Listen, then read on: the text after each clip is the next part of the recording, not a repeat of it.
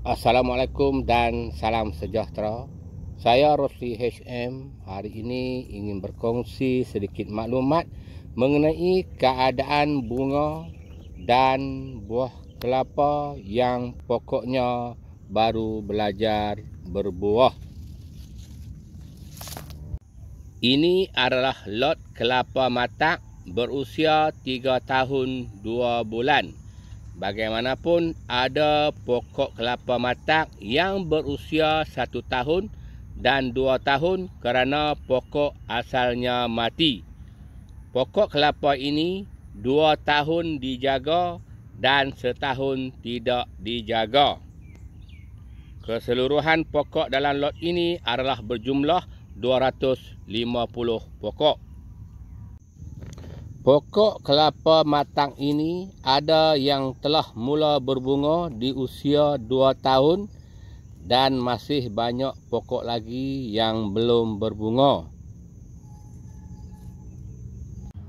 Ini adalah contoh-contoh keadaan bunga yang sedang kembang untuk menjadi putik kelapa. Pada permulaan ini saya biarkan pokok kelapa ini berputik secara semula jadi tanpa bantuan baja folia, racun serangga, racun kulat dan bantuan kawin bunga. Saya hanya lakukan pembajaan dan racun mengikut jadual sahaja. Oleh itu kita tengok pokok-pokok ini ada yang putiknya hanya lekat sebiji dan ada putiknya yang lekat sampai 10 biji. Dan ada yang putiknya tidak lekat langsung. Putik-putik ini pula ada yang akan bertahan sampai besar. Dan ada yang gugur di separuh jalan. Contohnya kita lihat bunga ini. Putiknya tidak lekat. Bunga ini pula putiknya lekat dalam 4-5 biji. Bunga ini pula putiknya tidak lekat langsung. Ini pula keadaan buah kelapa di mana pokoknya telah berbunga di usia 2 tahun. Buah kelapa ini juga tidak diletakkan atau disembur apa-apa di pokoknya, sama ada baja folia atau racun untuk pembesaran buah atau kualiti buah.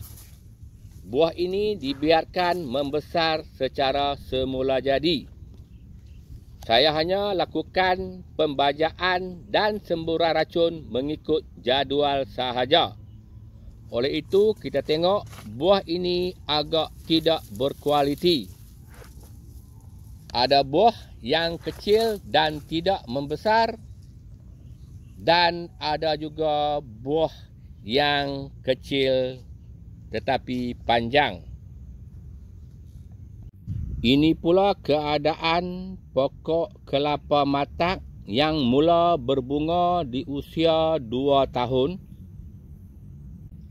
Bunga pertama pokok kelapa ini tidak lekat buah. Bunga kedua lekat 2 biji tetapi buahnya tidak berkualiti, buahnya kecil dan panjang.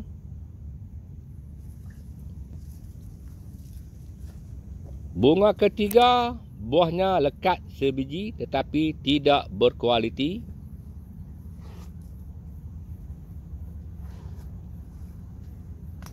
Bunga keempat tidak lekat buah. Bunga kelima lekat buah sebiji. Bunga keenam juga tidak lekat buah. Bunga ketujuh lekat sebiji buahnya tetapi tidak berkualiti, buahnya kecil. Bunga ke-8 tidak lekat buah, tiada putik. Bunga ke-9 kita nampak ada juga banyak putik-putik yang lekat dan diharapkan putik-putik ini terus membesar.